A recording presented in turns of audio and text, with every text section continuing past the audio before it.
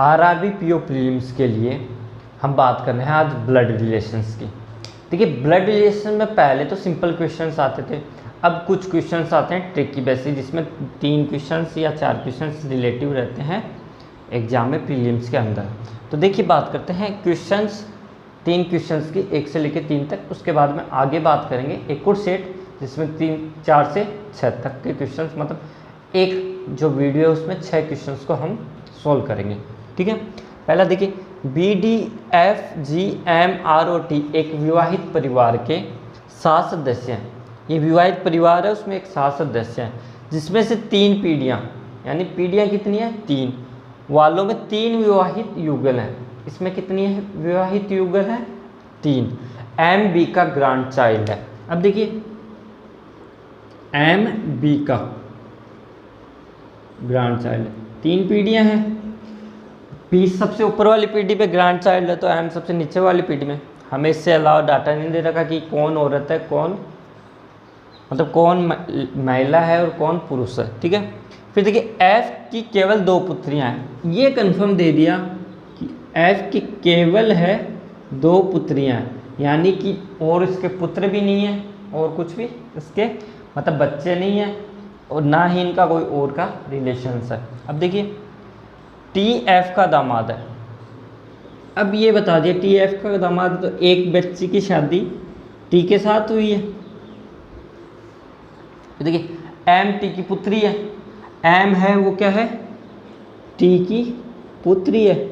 अब देखिए, यहाँ पे रिलेशन दे रखा है, यहाँ पे तो B का रिलेशन F के साथ होगा, क्योंकि तीसरी पीढ़ी है, दूसरी और पहली। ठीक है, अब देखिए MT की पुत्री है, D परिवार का अविवाहित सदस्य है। अब देखिए, D के बारे में क्या कह रखा है कि D अविवाहित सदस्य है। ठीक है, R T से विवाहित नहीं है। अब देखिए, R है वो T से विवाहित नहीं है। B G का पिता नहीं है। अब देखिए, B कौन सी पीढ़ी में आ रहा है, पहली पीढ़ी में, और B क्या है पिता नहीं है, यानी वो क्या है माता है। ठीक है, और F, ठीक है। अब देखिए,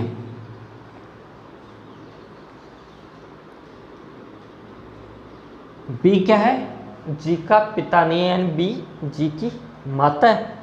तो एक तो डाटा अपने पास हो गया G बच्ची, और एक बच्ची हमें और देखनी है। अब सपोज करिए R T से विवाहित नहीं है, और एक D अविवाहित है, और एक G है। तो एक बच्ची जो G है या तो यहाँ होगी या यहाँ होगी, लेकिन R यहाँ नहीं है, तो या तो G होगा। तो कंफर्म हो गया कि G तो यहाँ आएगा। ठीक है, फिर क्या है R और D। ठीक है, अब देखिए, अगर मैं R इसकी पुत्री बना देता हूँ या इसकी पुत्री बना देता हूँ, R इसकी पुत्री बना देता हूँ या इसकी पुत्री या पुत्र, तो ये देखिए, ये और ये कितने हुए 2 2 4 और 3 7, मतलब फिर तो यहाँ पे जो युगल था उसके बारे में भी डाटा नहीं है, यहाँ पे भी नहीं है, यहाँ पे भी नहीं। ऐसे यहाँ बना दे तो नहीं होगा। तो अब देखिए, और D अविवाहित है, अगर D को यहाँ रख देता हूँ और R इसके साथ विवाहित कर देता हूँ, तो डाटा हमारे सेट हो रहे हैं। हाँ, हो रहे हैं। तो देखिए, काउंट कीजिए, 1 2 3 4 5 6 7। ठीक है, 3 पीढ़ी है, 3 युगल है। ठीक है, कंफर्म हमारे डाटा सही है। अब क्वेश्चंस देखिए, M का रिलेशन F, M के सापेक्ष F का रिलेशन क्या है, तो M के सापेक्ष F क्या है ग्रैंडफादर। फिर ये पूछा कि D है, उसका T के सापेक्ष क्या रिलेशन है, तो D क्या होगी सिस्टर इन लॉ। फिर आपको एक क्वेश्चन पूछा कि R किसकी वाइफ है, तो R किसकी वाइफ है M की। एक क्वेश्चन आपको इस प्रकार से पूछा जा सकता है कि निम्नलिखित में जो रिलेशन है ब्लड रिलेशन, उसमें कितने पुरुष व्यक्ति हैं, तो देखिए 1 2 और 3। ठीक है, ब्लड रिलेशन में एक और क्वेश्चन देखिए, एक परिवार के 7 सदस्य अर्थात ABCDEFG, ठीक है, परिवार में केवल 2 विवाहित युगल हैं। जी ई का पिता है, तो हमें ये मालूम चल गया कि जी है वो क्या है, ई का पिता। ठीक है, पिता के लिए प्लस का चिन्ह लगा दिया। फिर देखिए सी ए का भाई है, सी क्या है, ए का भाई है। फिर देखिए जो हमेशा किसके लिए आता है, सेकंड पर्सन के लिए, तो जो किसके लिए है, सेकंड पर्सन यानी ए के लिए। जो बी का माता पिता है, यानी ए क्या है, बी का माता या पिता। ठीक है, डी जी की सास है। अब देखिए डी है वो क्या है, जी की सास है। इसका मतलब क्या हुआ, डी का किसी के साथ विवाह हुआ है और उसकी माँ क्या है, डी, तभी तो वो जी की सास होगी, यही तो हुआ। बी सी का नेफ्यू है। अब देखिए बी है वो सी का नेफ्यू है, नेफ्यू यानी ये भी पुरुष है और उसकी कोई बहन नहीं है, यानी इसकी कोई बहन नहीं है। बी सी का नेफ्यू है और उसकी कोई बहन नहीं है, यानी बी की कोई बहन नहीं है। तो बी की कोई बहन नहीं है तो या तो बी अकेला है या उसका कोई भाई है। एफ डी से विवाहित है। देखिए एफ है डी से विवाहित है। ठीक है, ये अपने डाटा आ गए। ठीक है, अब इसको कैसे सेट करें, तो हम ऐसे सेट कर लें, डी का विवाह एफ से हुआ है, ये तो दे रखा है। फिर डी की कोई पुत्री है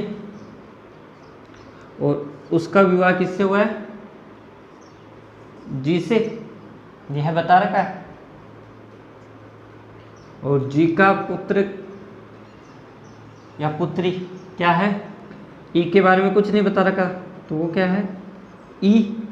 ठीक है, अब देखिए 2 विवाहित युगल है, बी का भी पुत्र है और जी का भी पुत्र है, तो इन दोनों का तो एक रिलेशन बन गया कि एक मतलब विवाहित युगल है, यहाँ पे हो गया। तो इसका भी पुत्र है, इसका भी पुत्र है, तब भी होगा जब विवाहित होगा। तो वो ए हम यहाँ बैठा दें, ए यहाँ बैठा है, तो ये क्या होगी, पुत्री, और इसका भाई क्या है, सी, और इसका पुत्र कौन है, बी, और बी का बता रखा था कोई भाई नहीं है, तो ई क्या हो गया, भाई। अब देखिए पहला क्वेश्चन, निम्नलिखित ब्लड रिलेशंस में कितने पुरुष सदस्य हैं, तो देखिए काउंट कीजिए, 1 2 3 4 और 5, टोटल पुरुष सदस्य 5। कितनी महिला सदस्य हैं, डी और ए 2। ए का विवाह किसके साथ हुआ है, जी के साथ। अदर क्वेश्चंस बने कि डी का ई का डी ई की क्या लगती है, या निम्न में से ई के सापेक्ष डी का रिलेशन क्या है, मतलब ई के सापेक्ष यानी ई को मानते हुए डी का रिलेशन क्या है, मतलब डी ई की क्या लगती है, कहने का मतलब यही है। तो डी क्या लगी, ग्रैंड मदर, और एफ का रिलेशन जी के साथ पूछे कि एफ जी का क्या लगता है, तो क्या लगेगा, ससुर। ठीक है, ये कुछ इंपॉर्टेंट क्वेश्चंस हैं, कुछ और क्वेश्चंस की प्रैक्टिस हम अगले वीडियो में करेंगे। धन्यवाद।